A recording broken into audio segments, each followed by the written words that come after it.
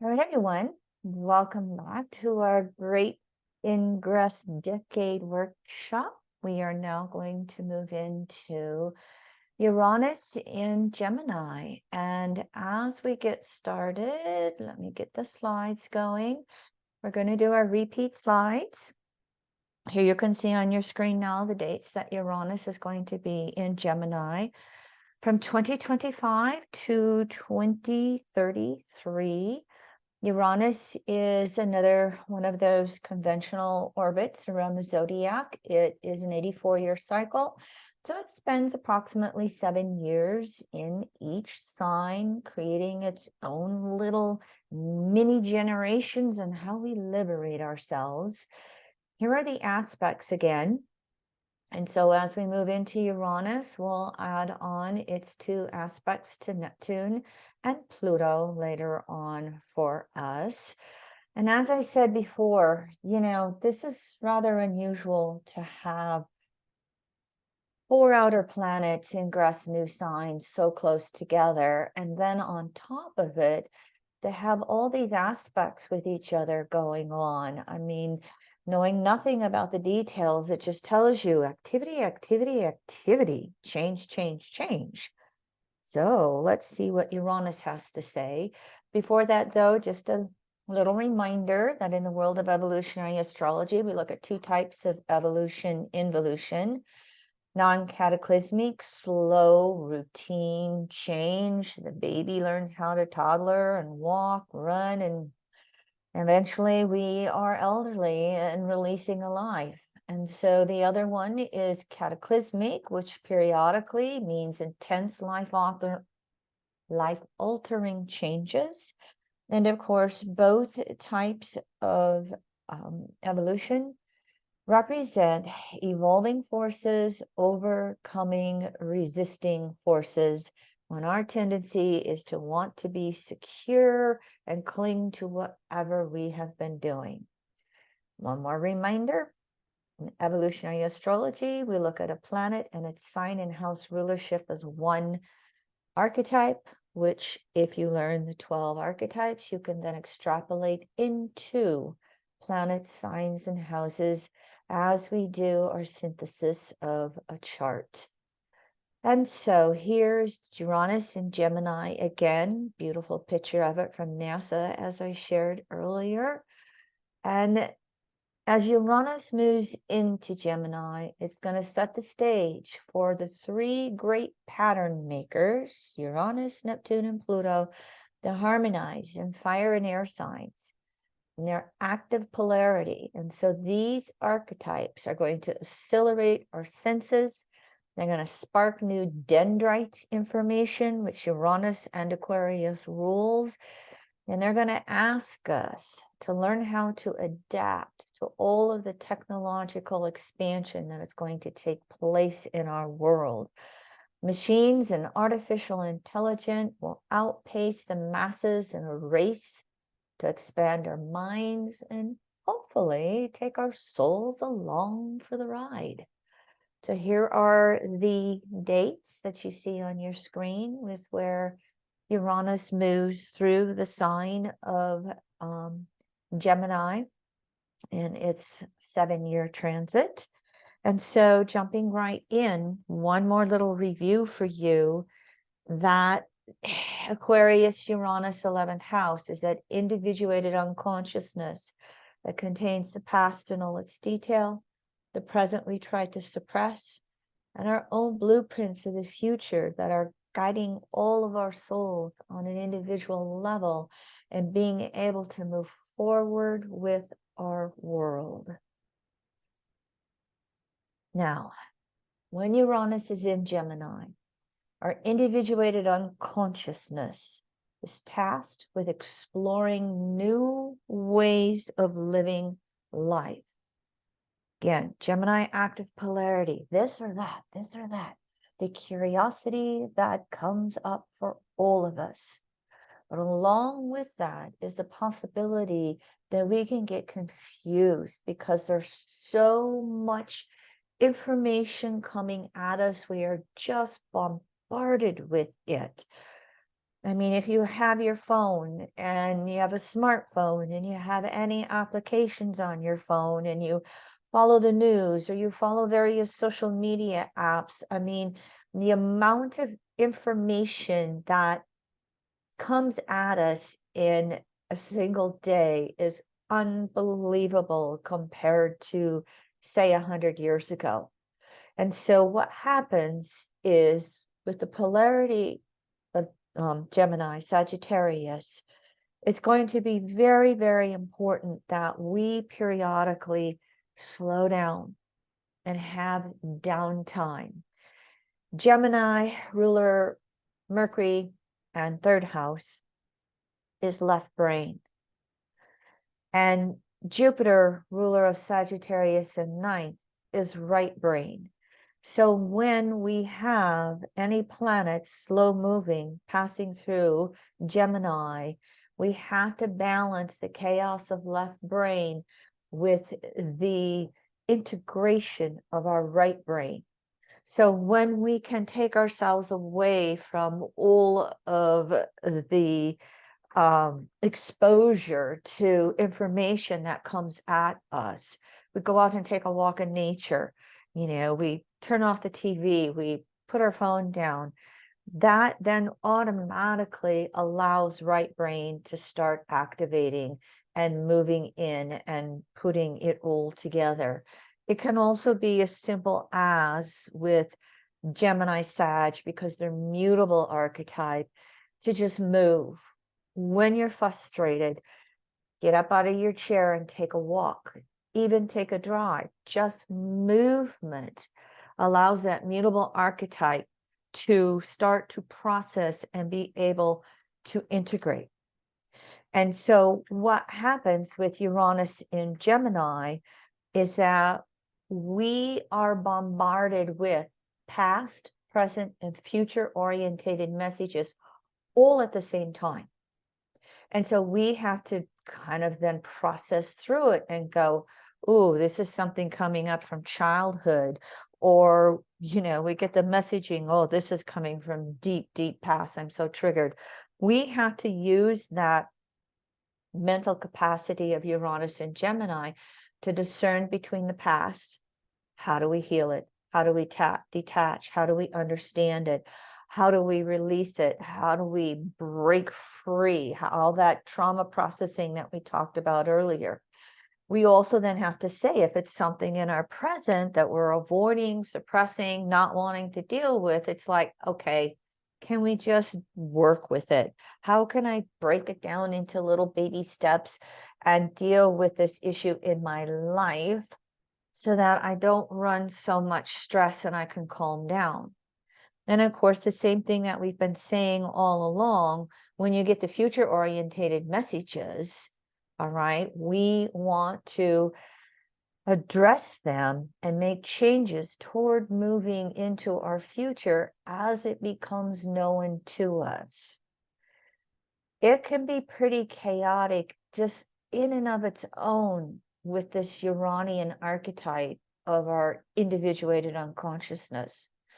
As we move through Uranus's transit in Gemini, it's going to get more chaotic.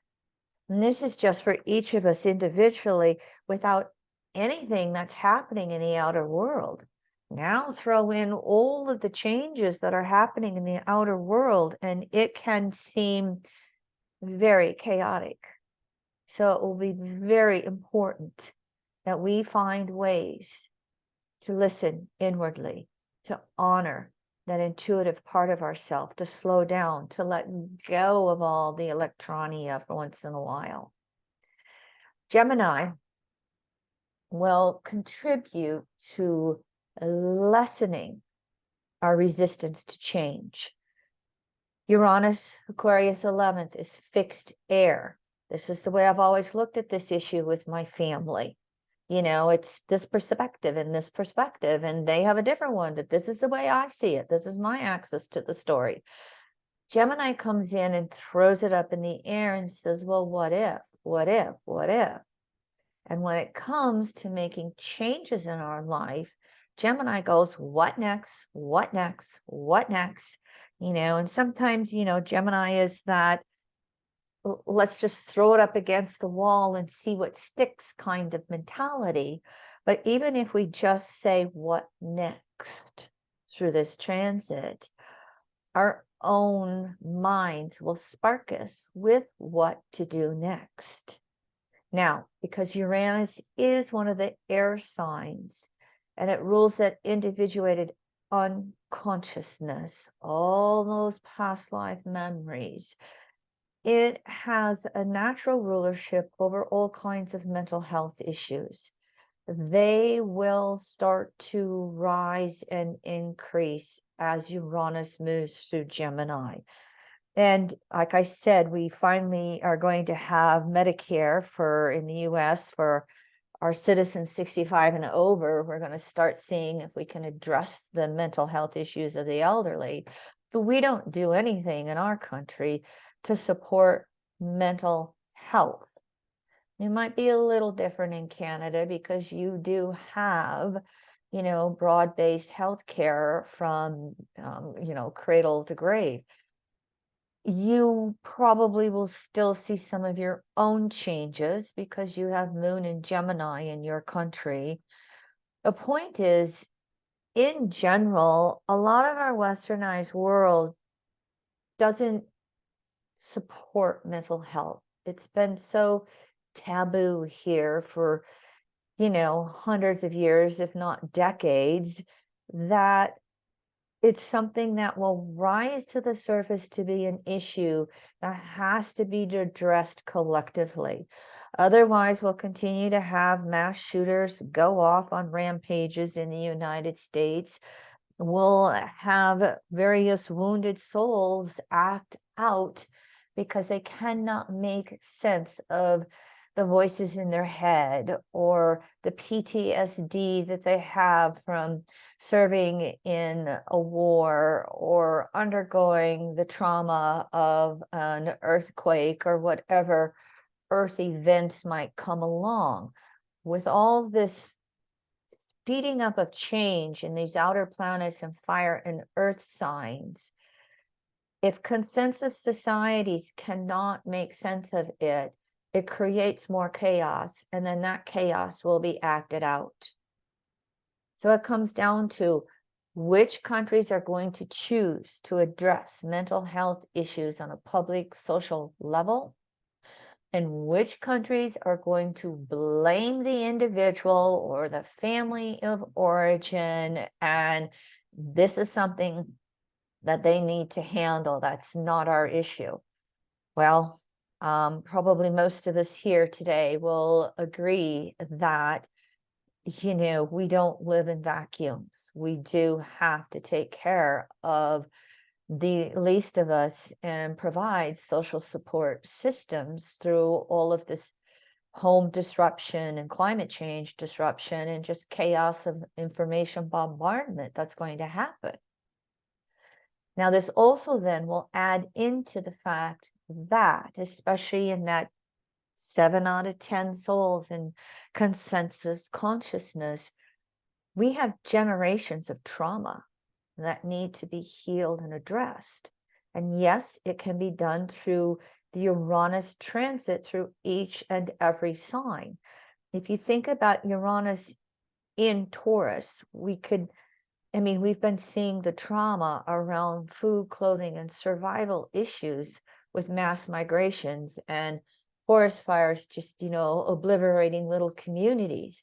And so that trauma with resources can be carried forward into the next sign. Every sign's trauma can be carried forward in this to the sign that comes after it. Well, because Gemini is so much about dealing with our left brain, dealing with our consciousness in a day-to-day, moment-to-moment level, all right? These generational traumas are just going to be sparking. And so individually, we have to address it. Collectively, we have to address it however we best perceive it to be. Traditional therapies, alternative therapies. It is quite possible that Uranus in Gemini will bring in new healing modalities just new kinds of talk therapies, new kinds of app software that we can use on an individual basis for us to work our way through and deal with various things. But we also can have a relook at maybe some of our healing techniques that we say are no-nos. If we go back to the time periods of indigenous cultures, we all had our shamans. They were almost always familiar with two-spirit ways, both genders, and they were almost always familiar with the plant medicines. And they weren't used as we use them today. They were very sacred, and they were used for those special moments to vision quest or to heal. And yes, there are ways in which we do this under guided situations that never really went out of fashion, and maybe they will come out back and or come up again and not be so judged, shall we say, as they were before. And with that, I'm going to point you to another one of your Canadian authors. You see right here, this book called Drunk. It's I think Edward Slinger Hand is British Columbia. My husband came across this book a couple of years ago, and he finally said, "You just got to read this, Kimmy. You will." I laugh so much with this book. He goes through the pros and cons, not just of alcohol throughout our history, but he also takes into consideration psychedelics and plant medicines and how microdosing of things has been so much used in Silicon Valley. It is a very, very interesting book. I thoroughly enjoyed it, and it was very realistic on how we humans sometimes are so focused prefrontal cortex, and that we lose spontaneity.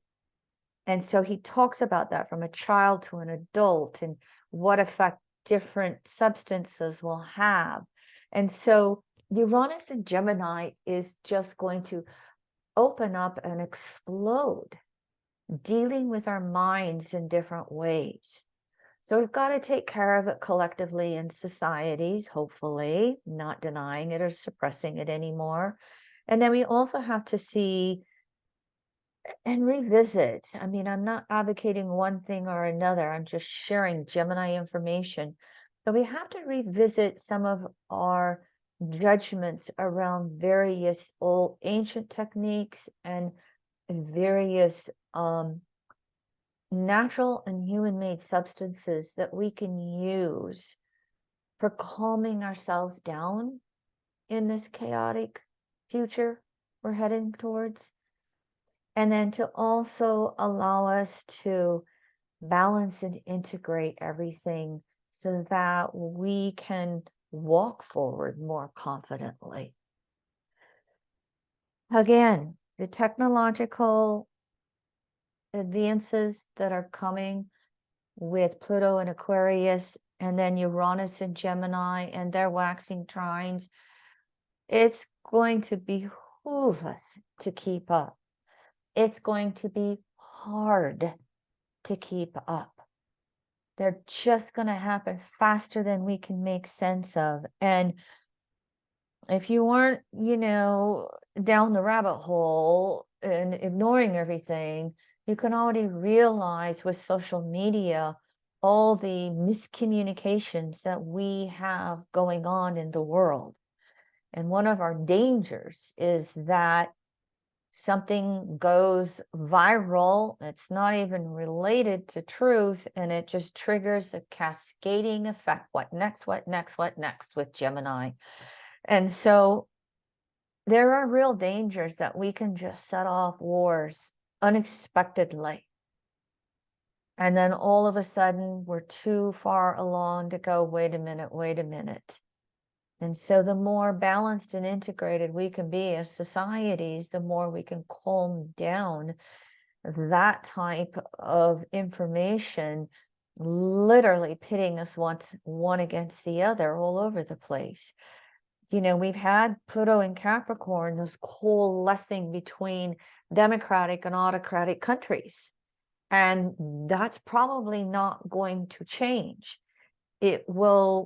Time will tell if 2 decades of Pluto and Aquarius has any type of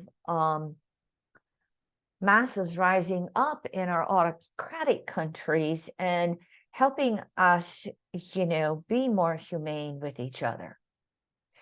Now, this whole concept of war can also take place off the battlefield with social media propaganda. Here in the United States, we are, we've created a lot of those social media apps, and yet we lag behind so many other countries in being able to regulate it.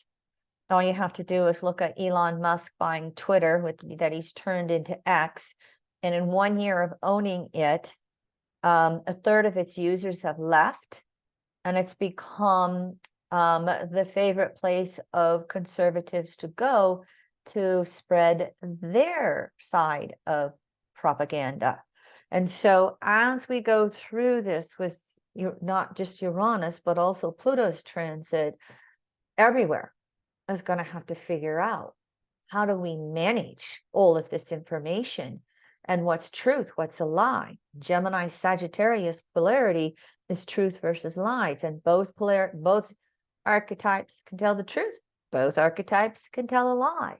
So we're going to just have to work with that over the next few years. And, here in the United States, for me, they call it doxing, where you release their private information. And I'm just going, when are we going to get somebody getting doxed in a government position, and somebody, a loose cannonball, comes along and takes them out? And that's just been my fear for a little while, that this is what it might take in our country to maybe even try to settle this kind of stuff down. Our devices are going to continue to get smaller and smaller and more powerful. It's going to get to the point that, I even think our laptops are going to become a thing of the past, because our little handheld devices, can carry the amount of information that 50 mainframe computers had in the Pentagon back in the 1940s, Pentagon being our military air building in the United States. And so are we going to see the software applications merge? Are they going to separate, as Homer Dixon had said, so that we can keep ourselves, from becoming so homogenized that we are more and more susceptible to mental diseases and propaganda, as well as the physical ones? We're going to move through this through both these 2 transits here, and I don't know that anybody can tell us which way it's going to go. And again, keeping up with the information, it is just a fact on planet Earth. When the AI thing exploded this spring with Uranus or Pluto and Aquarius, I'm like, I don't want to study AI. I don't want to know anything about it.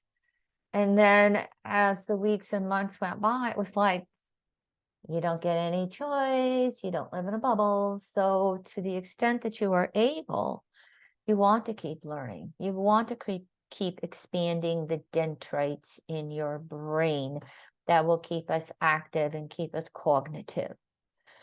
Pluto and Capricorn saw, it was happening before then. I want to say it started in the United States, I think back in the 70s, but especially through Pluto and Capricorn, all of these, the free market, all the businesses, coalescing and becoming monopolies that then have excessive control over everything.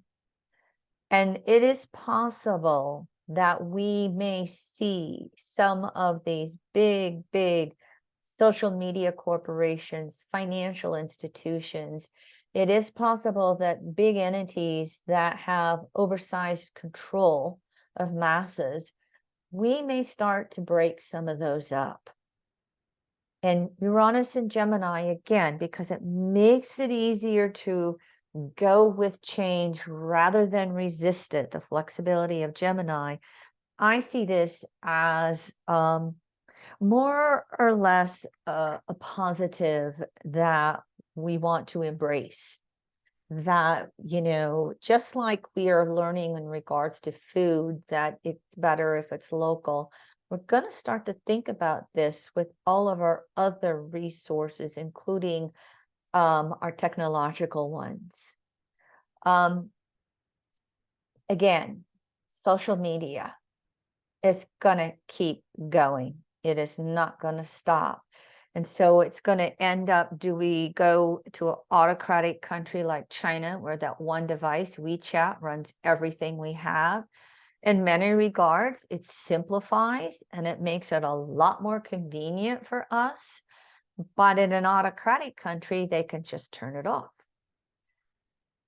If we have more choices, maybe it's not so hard for them to control us, but it does make it harder for us to manage it, and especially managing all of the influencing that comes along with it. Now, one of the most positive things about social media in general, and Uranus and Gemini will just expand upon this, so will Pluto Aquarius, is that authoritarian countries are just going to find it harder and harder and harder to suppress the masses from being able to educate themselves. And so it becomes easier and easier for everybody to be able to, if they use their cognitive functions, to go, nah, don't buy into that story. Don't buy into that propaganda. Don't buy into that religious dogma. We have that ability to really educate ourselves to things that are more orientated to natural laws and truths. Just like if we go back to the 1500s and the authorities that be insisted that the sun revolved around Earth, and Galileo got in trouble for it. And now we look at it and go, no.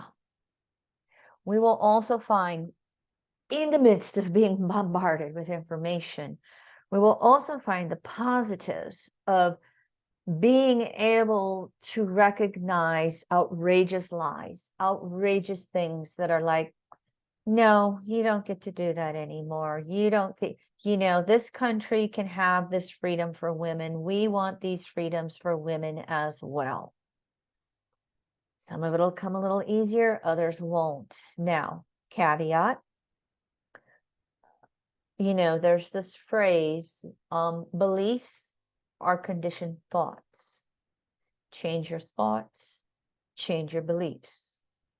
Beliefs are conditioned thoughts. Change your thoughts, change your beliefs.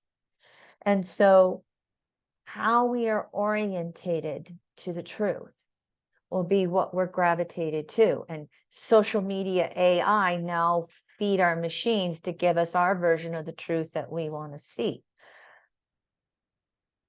Will we see technology start to come through? And this would be journalism's role, Gemini Sag, of being able to just say, we know that this is a hard fact. We're not going to be propaganda with it. It took like 2-3 years for journalism in the United States to say Donald Trump is lying. That will be true on a broad basis with just information in general. So we have the downside of funneling into, inclusive, exclusive, our points of view, but we also have the potential of going, okay, this is an agreed upon fact, and this is what we're going to have as a bottom line in this application of a social media app, however you want to look at it. So again, you can just see the wild chaos that'll come through with just Uranus and Gemini.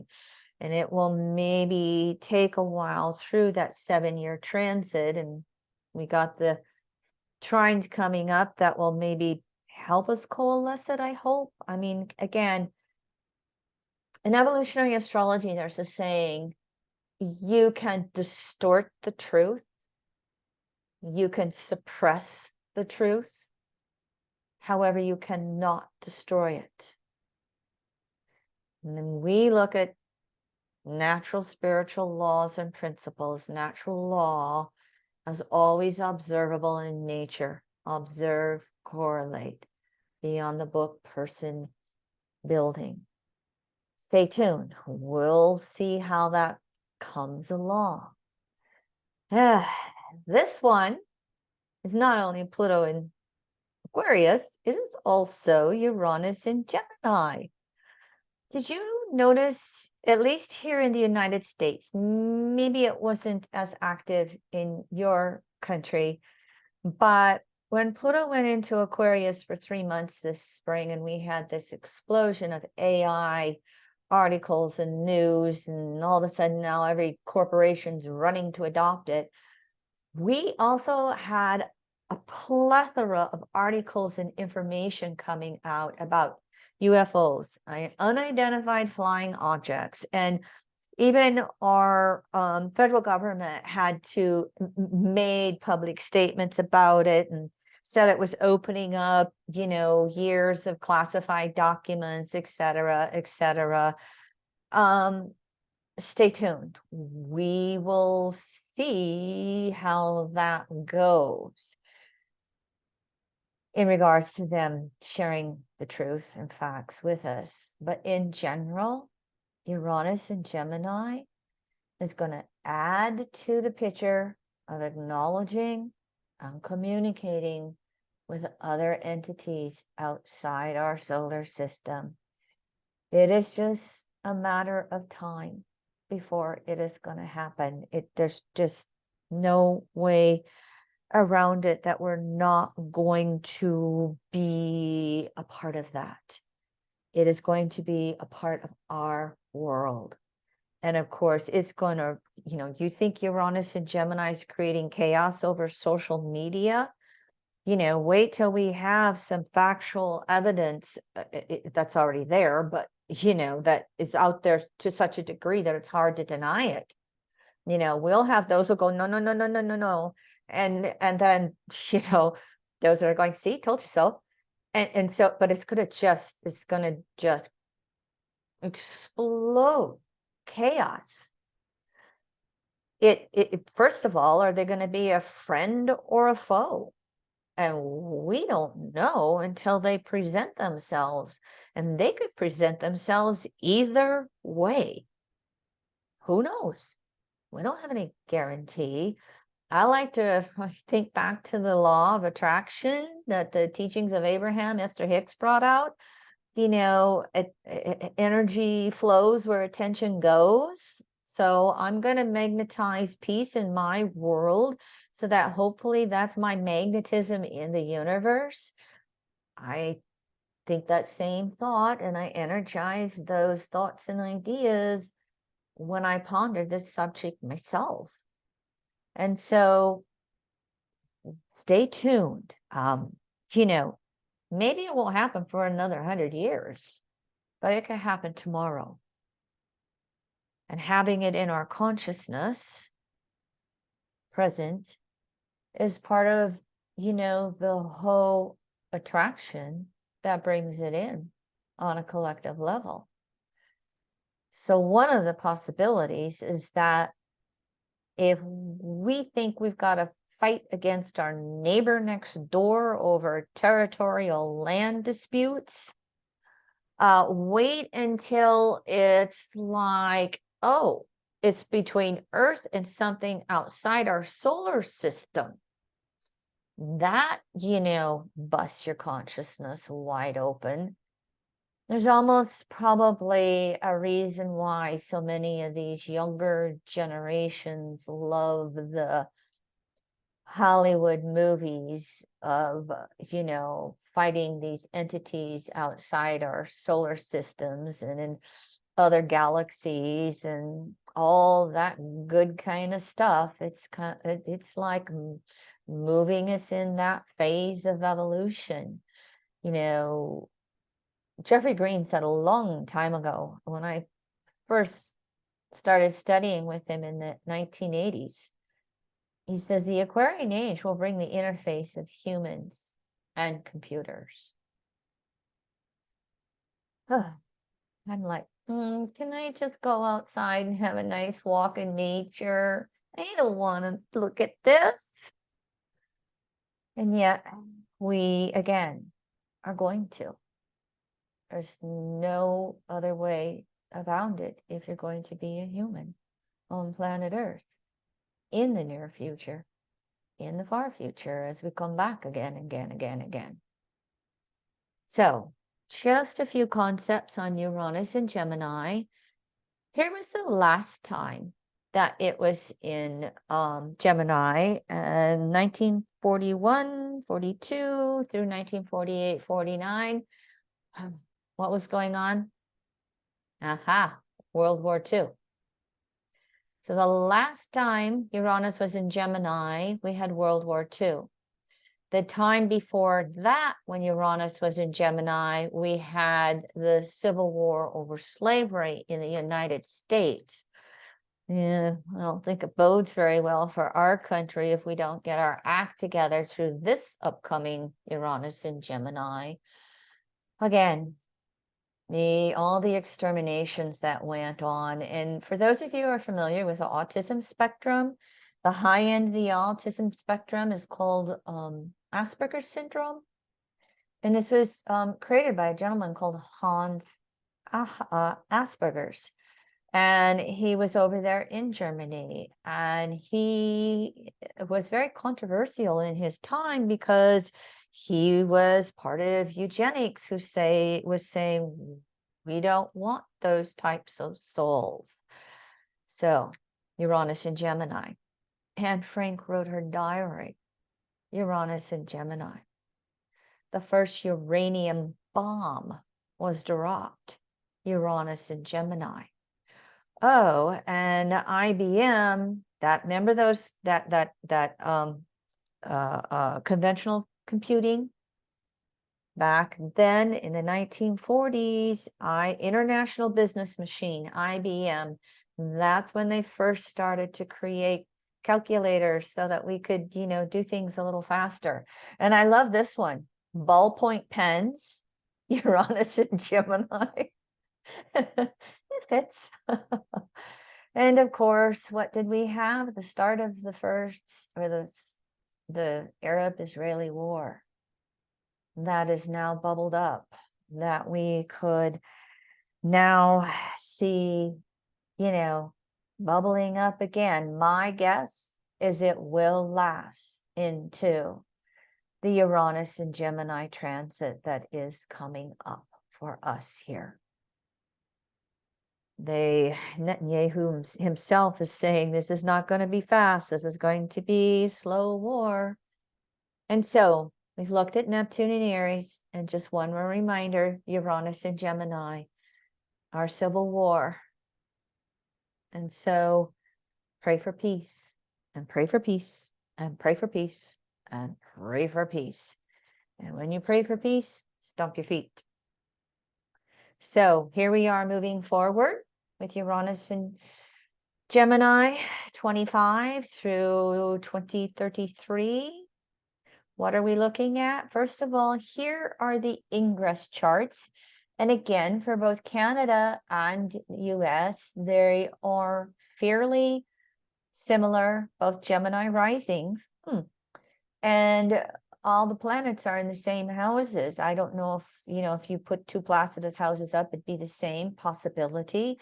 But I thought, oh, isn't that interesting? It's almost like Uranus and Gemini were twins in some way with how these ingress charts are similar enough.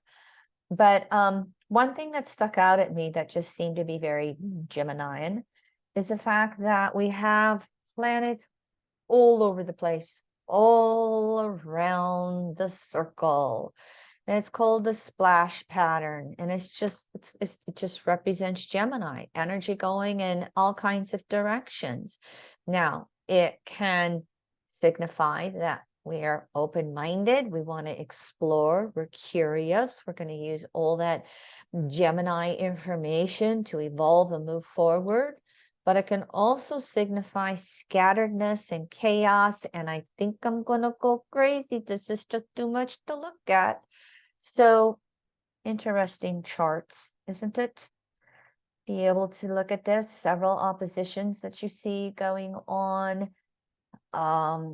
In both charts, we have the ascendant, descendant, the horizontal axis, us versus them, squaring the nodes. In these mutable archetypes, we have that Venus-Uranus conjunction. What do we value? Do we value truth?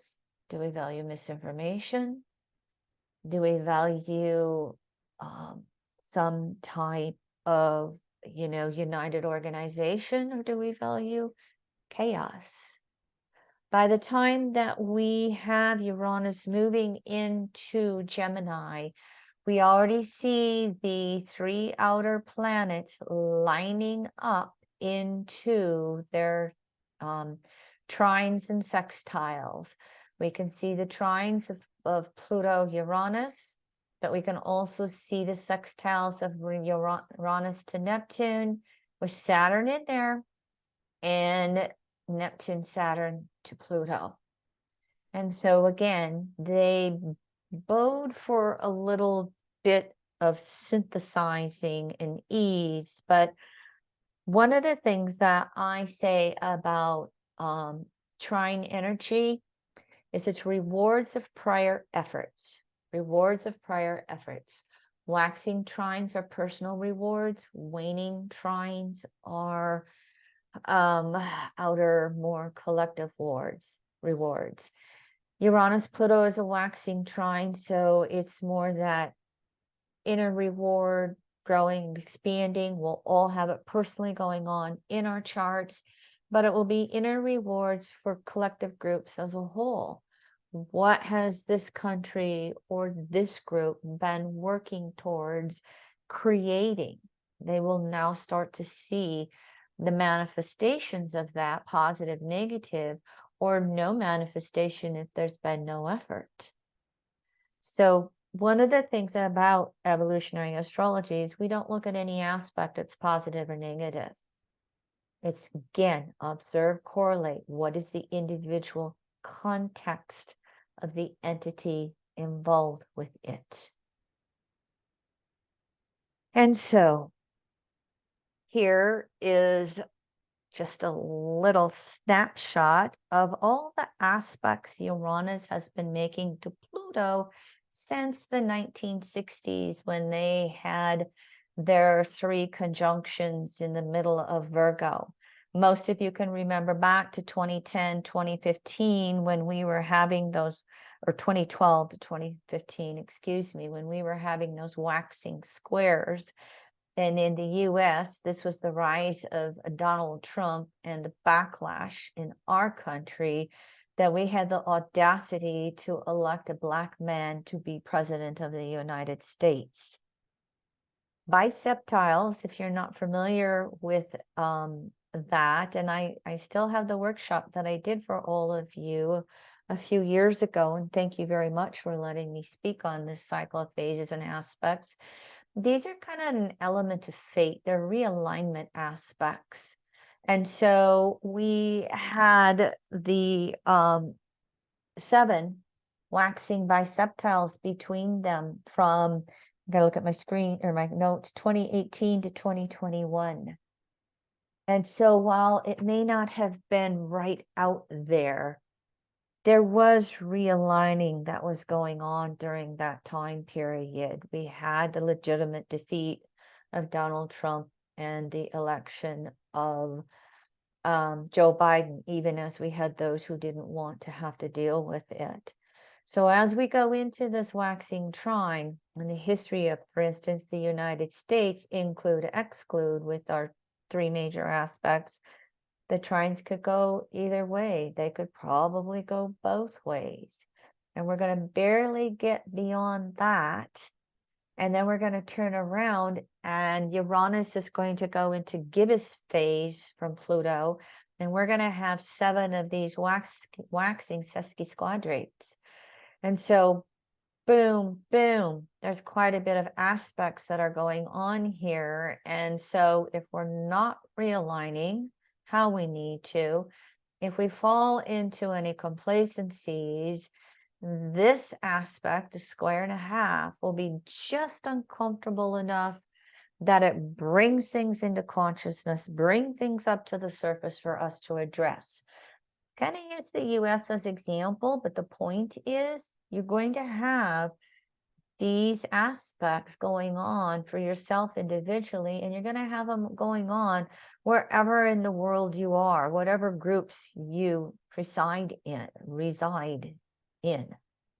And so even though Uranus-Pluto is a 127-year aspect that none of us really lived through, we still are in the midst of some aspects between these two planets where we can, cognitively be aware of the change that is happening for us on the planet.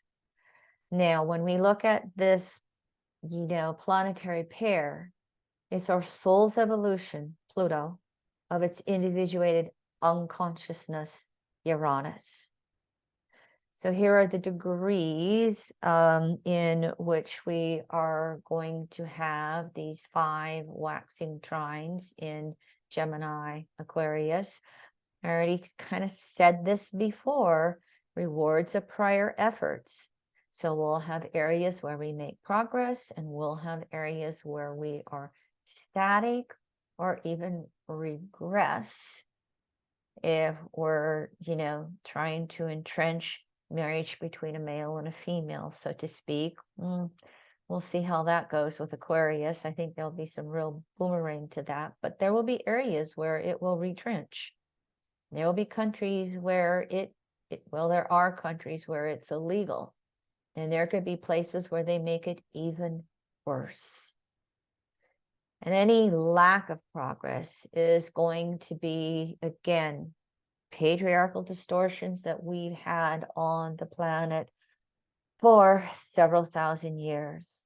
Now, one of the nice things is that because Pluto is in Uranus's sign of rulership, Aquarius, it does lend a little more energy towards progress.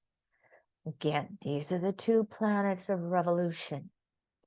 These 2 planets say we will change. We'll blow it up if necessary in order to change things, but we will change things. And just remember, these younger generations are coming in, and they're already orientated to this new world. They come in knowing the electronic stuff. My 14-year-old niece is continually fixing my 85-year-old mother's phone. Grandma, do this, do this, do this. And Grandma says, can I just have you do it?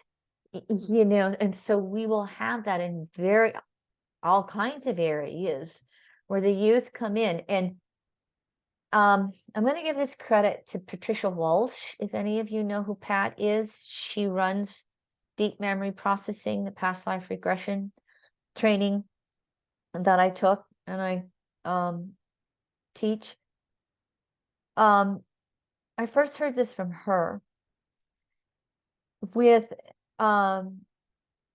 this advancement of all of this technology and these computers and everything that's going on, for the first time in humanity, our youth are standing up and saying, we aren't going to wait for you to die, elderly. If you can't get with the show and start changing, we're just going to rise up and do it ourselves. And I think that's one of the things we'll really see happen with these Uranus-Pluto trines. They're used to this technical world. They recognize the climate change crises on the planet. They recognize that we have got to change some of these entrenched, outdated laws in various countries, and they're just going to do it. And I say more power to them. I've been waiting for, many of these to rise up and do it for a long, long time. My husband and I have, well, our son and nieces and nephews, we have half a dozen of the Pluto and Scorpio and Pluto and Sag young adults in our world. And we kind of collect those young bloods sometimes as friends in my astrology teachings. And, they're not all lazy. And even the ones living at home with some of their parents, of which I have a or my family participates in, don't necessarily think they're couch potatoes. They can be out there trying to do the work just as much as anybody. And I say they're not going to have any choice. The Pluto and Scorpio generation, as they go through these Uranus, these Aquarius first quarter squares, they're either going to destroy us or save us. And I think a majority will want to save us. Did somebody have a question?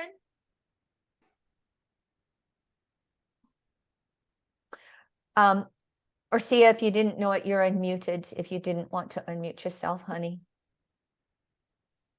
By the way, questions if you want to. And so the other thing that I think is possible to happen with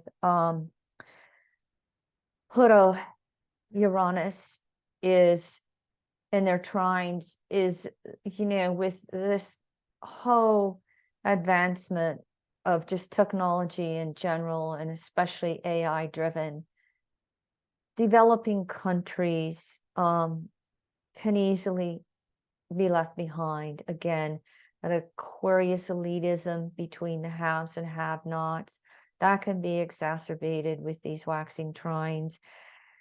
And if it is, in various ways, it's going to lead to, those classic upsets, those needs to do those, redistributions as people are hungry and they need to be fed, and they're showing up in this place and that place because their home's underwater and they don't have any choice. Let's hope it's not because they are a war refugee.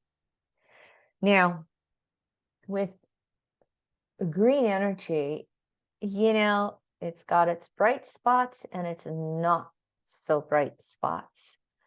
And there's a fair amount of green energy, think your solar panels, think your EV cars, that are coming forth at the expense of our environment.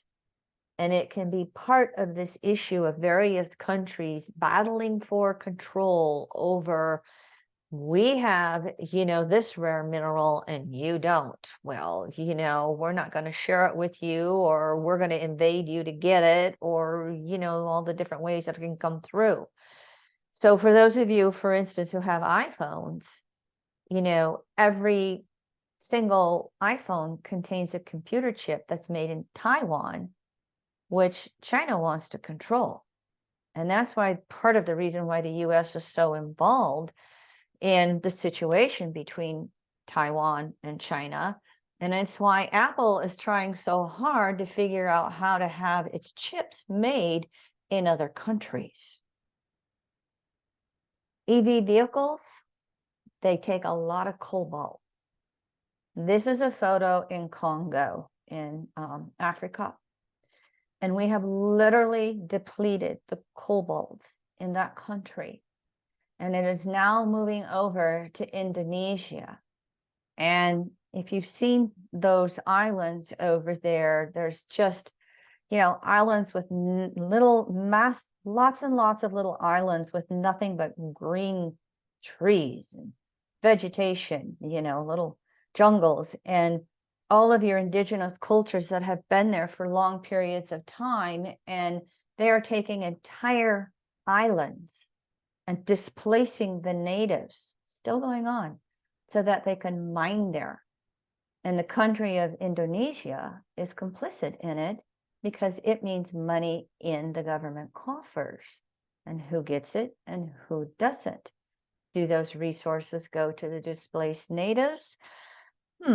Time shall tell.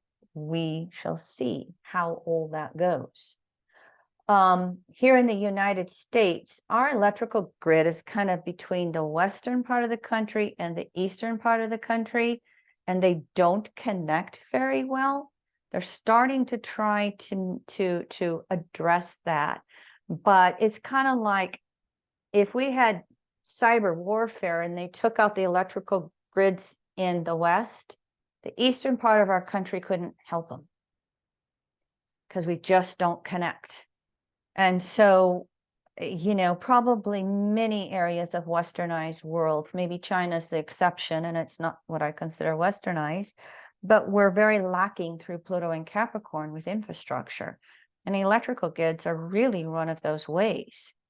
And so those Uranus-Pluto trines, they are right there with electricity. Uranus rules it, Pluto in Aquarius. Stay tuned. We'll see how things go in, regards to that. And I got more to say on that. But first of all, I thought these slides just might be a little interesting to you, being from Canada and being a land of such mineral wealth. A few years ago, I did a little research into fossil fuels. And by the way, if you're not familiar with this, there is just a loose group of people that have a YouTube page called EA Zoom. EA Zoom, short for Evolutionary Astrology. And so when Zoom started becoming popularized before COVID, they started doing various lectures and promoting evolutionary astrologers, and they still do. I am speaking for their annual forecast later this year. Anyway, it's free, and you can go to YouTube and just do a Google for EA Zoom. I put my thoughts together on fossil fuels there for one of their lectures a few years ago. And in regards to the trauma that we've been talking about as well, I also did a free lecture called The Opportunity to Heal with Trauma. The opportunity to heal with trauma. And I go through it spiritually, mentally, emotionally, physically. And I wanted to include some of that information, but it was just too much, not enough time. So please, if you want to, and you'll see some of this with Chiron coming up, by all means, go to that free lecture I did on EA Zoom, The Opportunity to Heal with Trauma. And I think the other one was called The Astrology of Fossil Fuels. And so I went to the three major fossil fuels, coal, gas, and oil, and tried to see if I could get those birth dates. Well, coal was the hardest. And, it's been around a long time. We have been burning it for a long time. We indigenously, we watched it get started on fire naturally through, lightning strikes and earthquakes and, blah, blah. But right around those middle 1770s, when Pluto was in Capricorn, James Watt really finally became successful with the steam engine in the United Kingdom, and it just took off. And it was March of 1776, real close to the, USA Declaration of Independence. So I just went out and did a chart for March 15th. I used 0 Aries houses when that happens. And I thought, Oh, isn't this interesting? That as we realize we have got to phase out fossil fuels, and one of the worst ones is coal.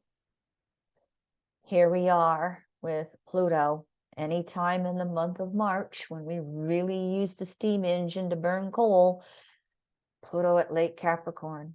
Here we are one cycle later, and it's like, oh, I don't think we can keep doing this, even though, consensus mainstream keeps trying to. And then in addition to that, we had Neptune at Lake Pisces, which is where it is right now. Now, Sun can move variable, Mars can move variable, but maybe I might be guessing it somewhat right.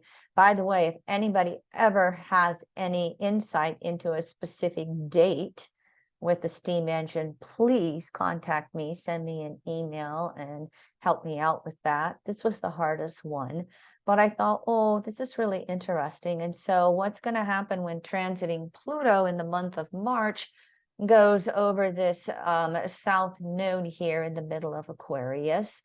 What's going to happen when Uranus goes into Gemini and has a Uranian return in regards to that? And we can almost include Jupiter in there as well. So we can see that broadly that it just may be, okay, one Pluto cold cycle was enough for planet Earth. Gas is a little bit easier. Again, existed long times. Indigenous culture saw it, used it in itty bitty variable ways. But the first real gas well that was successful to take things off was in Fredonia, New York, June 4th, 1825. We have the date. I haven't quite been able to get a time, but I got the day right. And so here again, it was just like, well, we're past the Capricorn planets, not seeing so much there, but as Pluto goes into Aquarius and trines Uranus in Gemini, look at these Gemini planets that are right here. As Neptune goes into Aries and goes over Pluto, the soul of as we started using natural gas. I live next door to Wyoming. I'm pretty sure I hear a lot about, Alberta and resources and whatever that pipeline was that wanted to come down through the middle of South Dakota, very close to my family's land. I'm familiar with all that. So I live in a part of the world that still wants coal and natural gas and oil. So we shall see how that goes. But I just thought these charts would be of interest to you as we look at these transits that are going to be coming up. Finally, here is oil.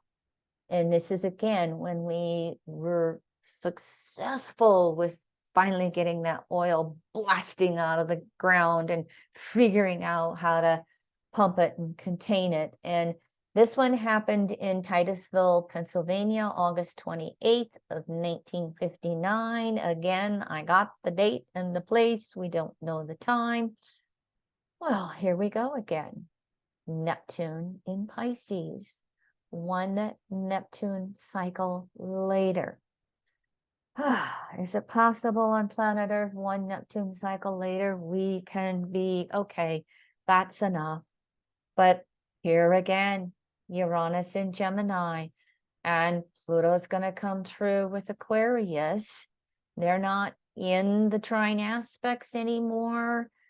But we will have those trine aspects coming through here, and we'll have Pluto and Aquarius making oppositions to these Leo planets. And so in some ways it can feel like, oh gosh, how can that even, make a difference? But any of you who work with mundane astrology very well know that it absolutely can have an effect on that mundane level. Stay tuned. We'll see how things change. Here was the other thing that I wanted to talk to you about with the Uranus-Pluto trines. And that is the fact that we are putting satellites into space at such a speed that it's ridiculous. You can look outside at night on clear nights and see them. And people are thinking they're UFOs. And so the danger is increasing swarms of debris. They run into each other. They crash down to Earth. That happened a little while ago. I don't remember where it landed. But also just the whole light pollution. I mean, we've got our own light pollution with cities, but now we're having the impacts of it from these satellites. SpaceX, which is run by Elon Musk, plans to put 40,000 Starlink satellites into space, and he only has 1,600 right now. And many of these companies, I got an article down below. I got 2 articles down below that you can look at. One's the light pollution, one's all the countries and companies that are owning satellites and putting them into space. But point is that countries operate for profit. They operate a little different than companies operate for profit, a little different than countries. A lot of these companies are for instance, SpaceX has done this. We've got 40 satellites ready. Let's put them into space, and if half of them make it and the other half blow up, it's a success. Yes, this is happening, and more than just SpaceX. What's going to be coming? We have a solar flare maximum coming. It's supposed to start in 2025, that 11-year cycle when the sun, spurts out and burps, farts, whatever you want to call it. I mean, you had to notice the aurora borealis that you had in your country this year, and they had to just be absolutely beautiful. I mean, we had them here where I live. And so these solar flares are getting ready to go into solar maximum. We have more satellites in space, and it creates these geomagnetic storms. That's the northern lights, okay, in our spectrum where we humans can see it. And so power grids, cell phones, radio, satellites, all the GPS things that we use, they can all be disrupted. They can all be taken down. So look at the example of how Israel has been trying to blow out the internet for Hamas and humanitarian groups, independent groups, Elon Musk, Starlink, trying to get them back up. We have a war that can take out all of this communication we all live with now, but we also have Mother Nature that could come along. And those trines where everything is of ease, positive, negative, and solar maximum coming in, I wouldn't be surprised if there isn't parts of the world where it naturally has our communication stuff taken out. And one of the things that we learned with COVID, okay, is that so much of our modern world operates on, they call it just-in-time supply networks. Just-in-time supply networks.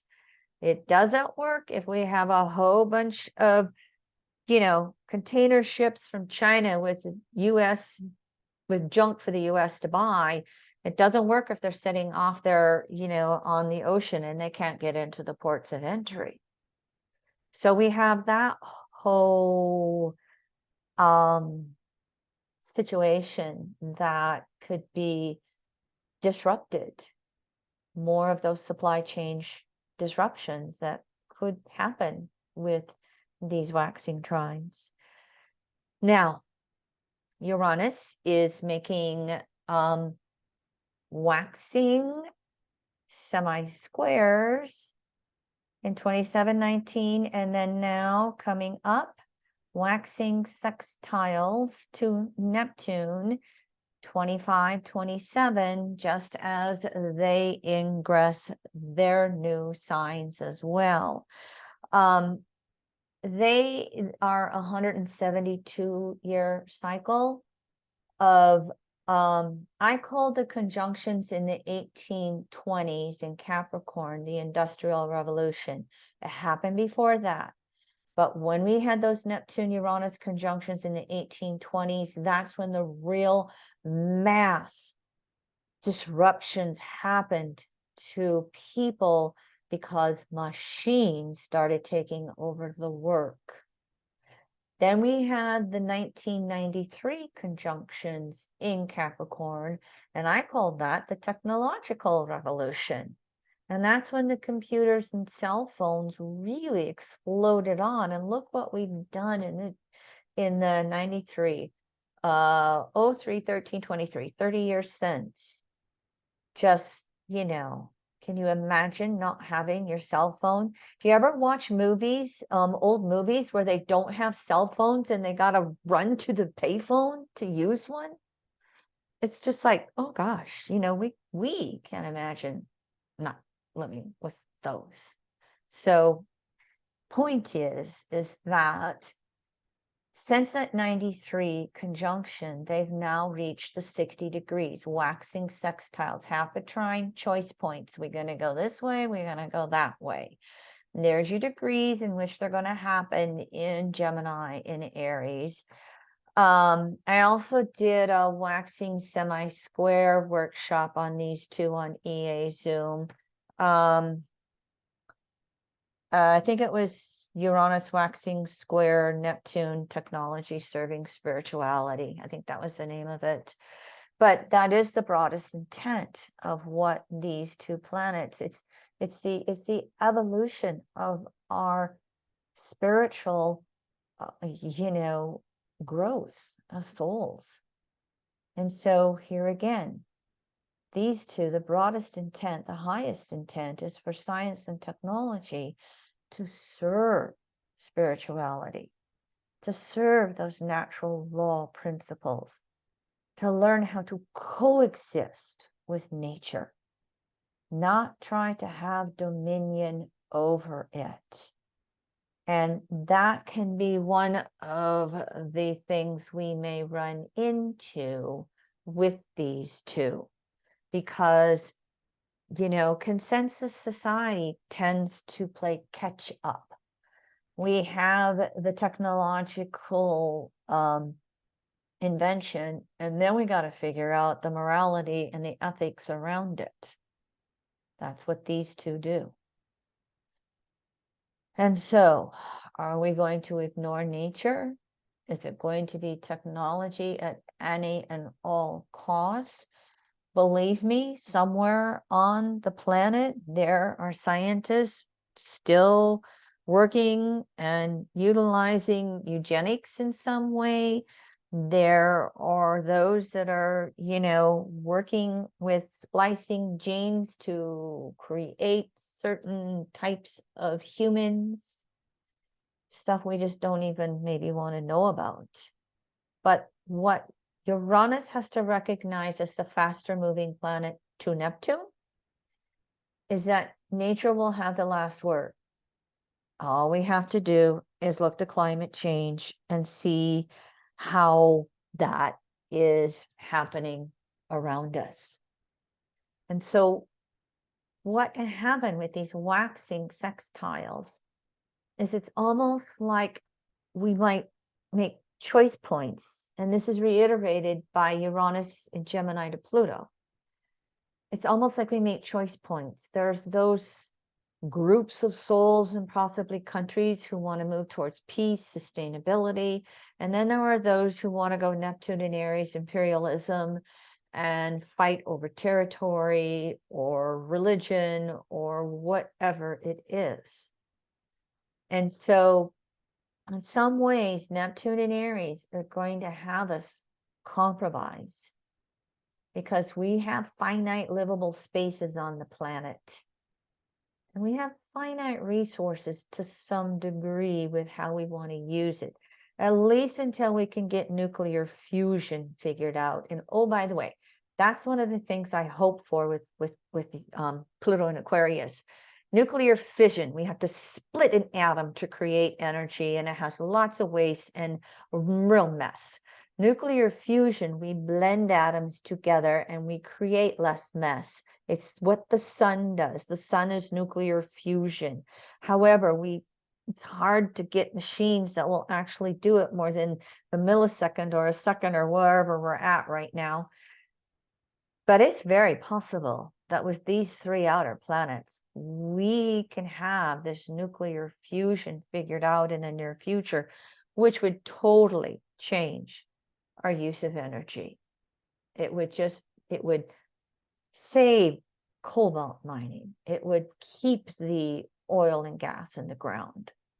And so Neptune in Aries will force us to look at that. It will,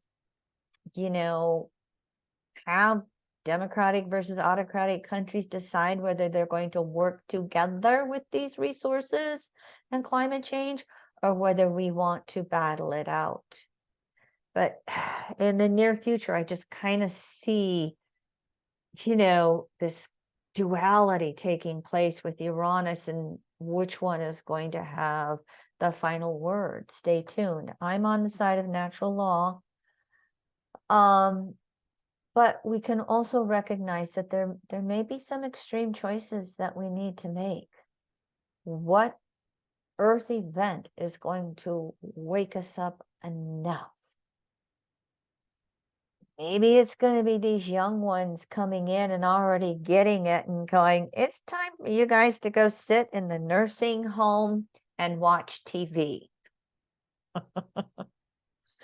Or go out and take a hike in the woods. Stay tuned.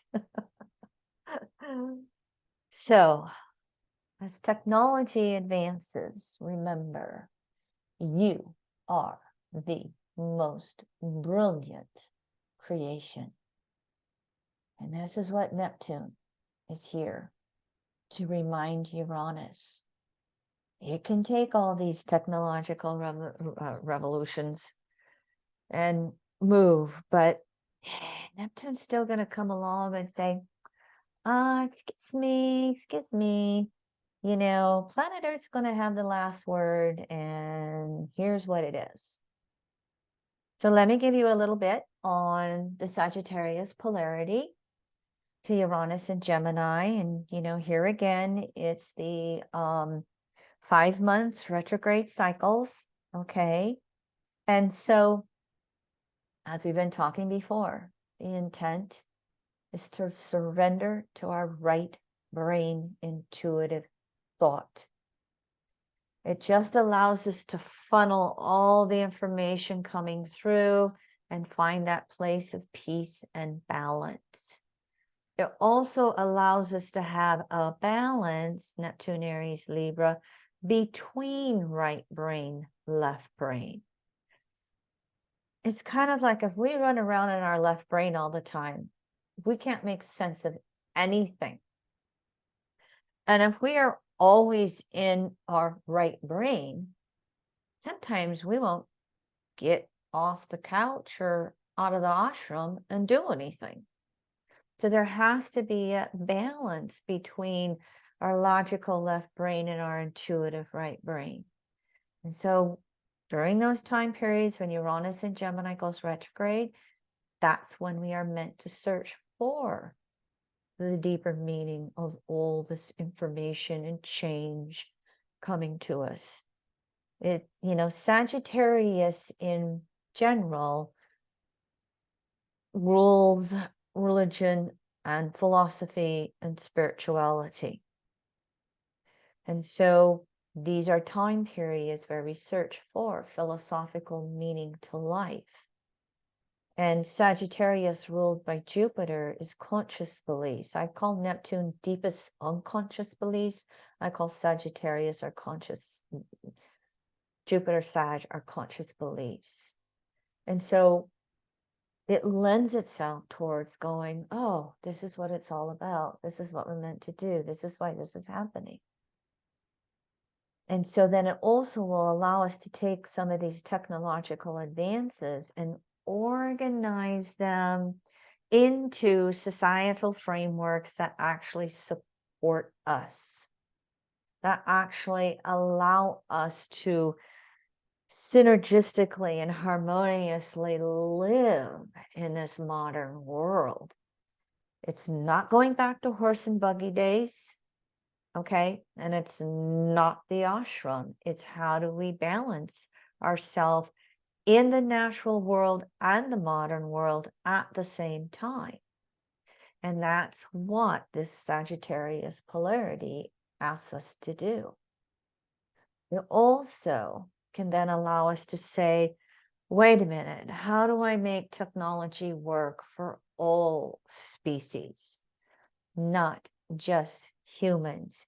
You may be perhaps, or maybe it's more a little west of where you're at, but here in the northern plains, North Dakota, South Dakota, Wyoming, especially Wyoming, the windmills that are coming and the controversies over all of the raptors, and how are we going to work our way through that? I don't quite have that answer, but again, it's the point that how do we work with technology in the modern world so that all species can still survive and flourish?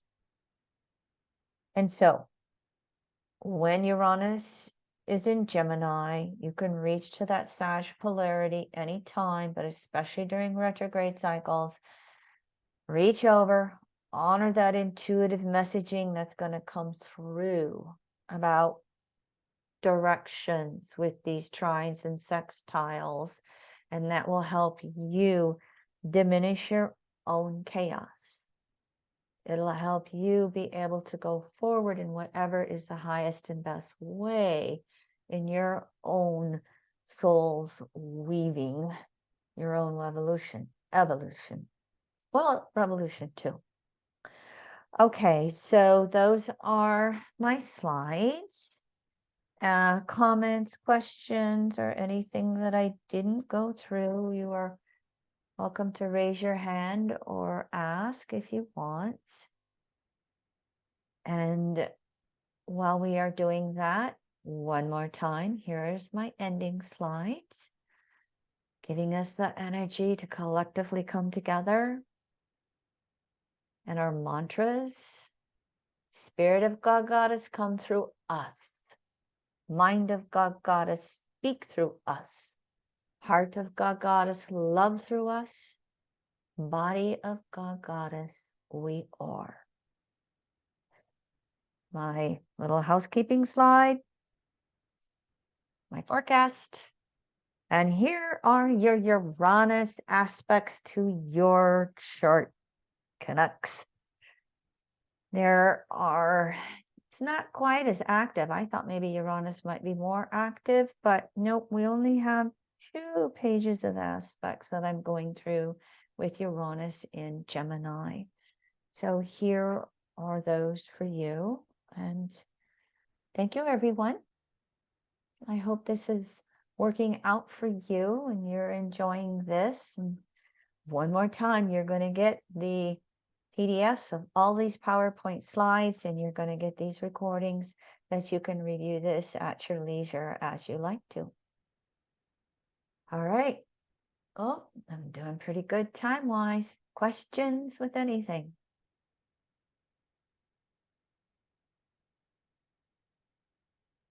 All right. So let me figure out how to stop recording, get the recording thing figured out. I'm always working how, there it is.